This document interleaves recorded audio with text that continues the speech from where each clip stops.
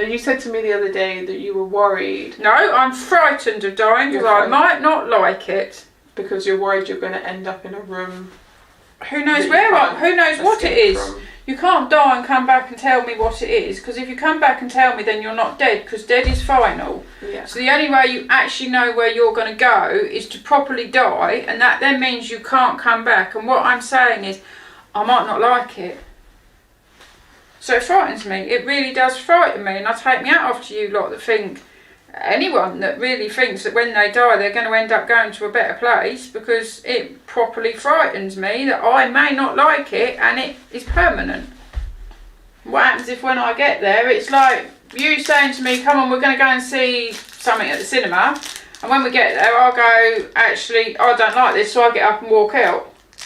What happens when I die if I don't like it? And I know I don't like it. I could be looking down at you lot and thinking, I don't want to be here, I want to be with you lot. I could go where I'm supposed to meet up with people that, my loved ones that have already died, but you take it like Granny, she died, but Granny's got a very different past to what I've had. So I was brought up in Cambridge, she was brought up in North London, so is she going to go and find her parents, which then is going to put her in a place where I'm not going to know where she is, because I don't know what her childhood was like. Her parents then going to go and find their parents, so am I going to end up in this weird place that all of a sudden I can't be put with everyone that I've ever known, because they're going to be put with people they've ever known. So I have this fear that my hope is that death is literally just like switching the light off. And literally I die and someone switches the light off and there's nothing. Absolutely nothing. I know nothing about it. I am dead. But what if there is an afterlife? And what if I don't like that afterlife? Whether it's heaven or hell, what if I don't like it? I'm stuck there.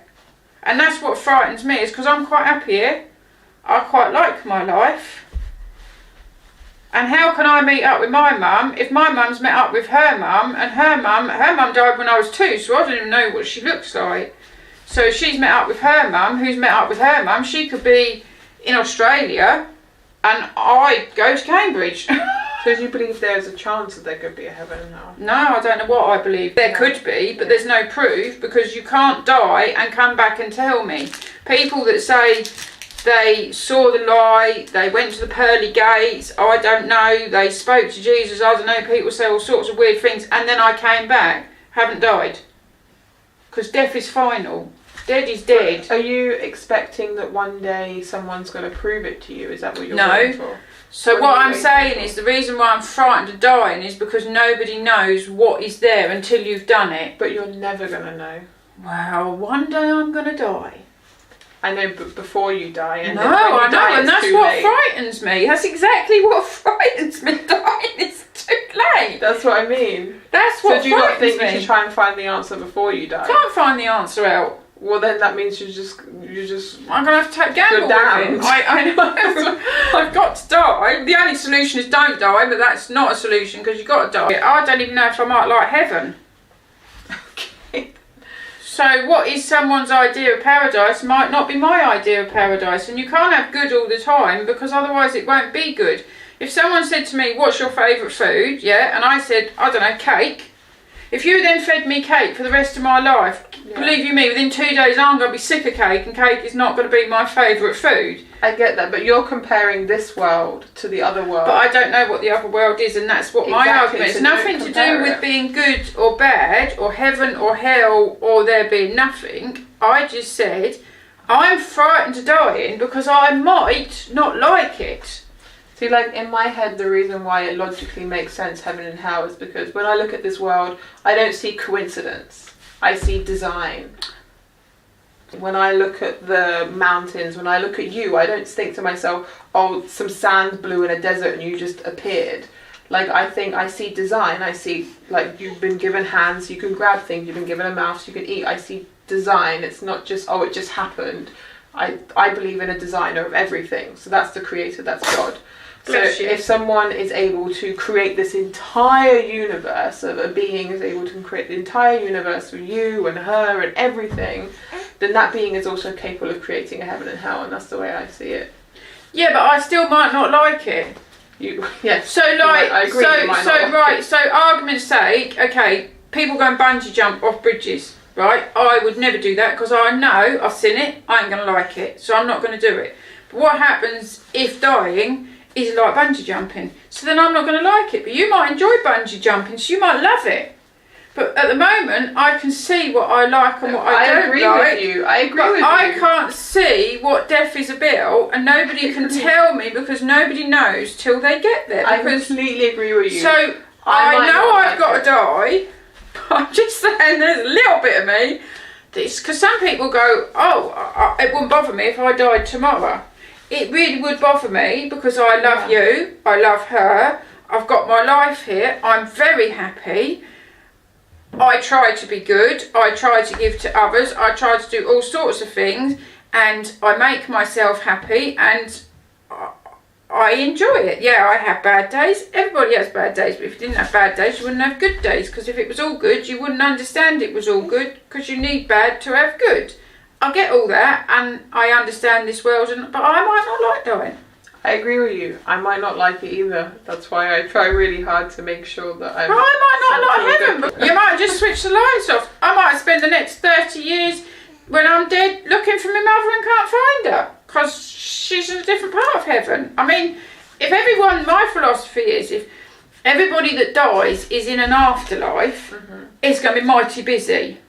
And I don't particularly like busy. So here's the thing, is like, you're taking concepts that exist in our world and putting them in a world that, like, we don't understand. Like, we don't understand. It frightens me when I don't understand. A really good example of this is if I said to you, if you go to heaven, there's a new colour that you've never seen before in this world. There's a new colour in heaven. Blancmange. That you've never seen before. Imagine that colour. Yeah. Can you imagine that colour? Blancmange. Well, no, because I haven't seen it. Exactly, but can you understand that there could be a new colour that you've never seen before? Exactly, and I do understand. There is part of me that understands that I might really like being dead and go, oh my God, why did I not do this years ago? But do you understand what I'm saying with the colour theory? Yes. I'm telling you that you can understand with your brain there could be a new colour, but you can't see it with your mind. That's heaven and hell. That's the way that's also how we see God. People will like, explain God to me.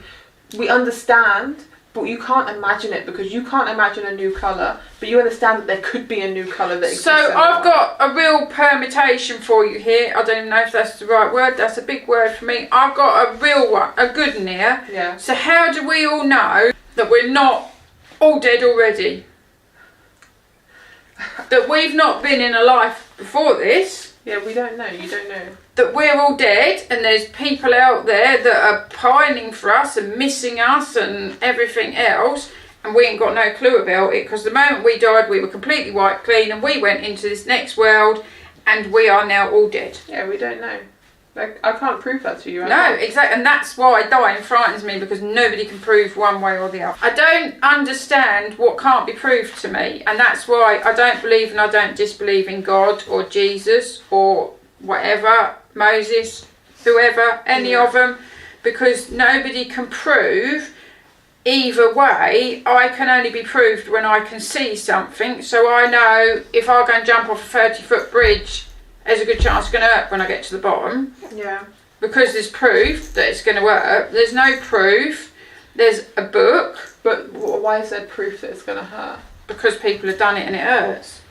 Yeah, but that's just because someone's told you that. No, because people have done it. There's videos of people doing it. People know that there's people scrape people up off the road, didn't they? That's what I mean, but you have... I've never tried being hit by a car, but I know it's going to hurt. Yeah, because you've been told that it hurts. Exactly, because people have done it, and you could show me a video of someone being hit by a car, or you could find me someone that's been hit by a car. So the reason why I believe there's proof for a God, I'm just going to go through this. She's turned over. Munchie.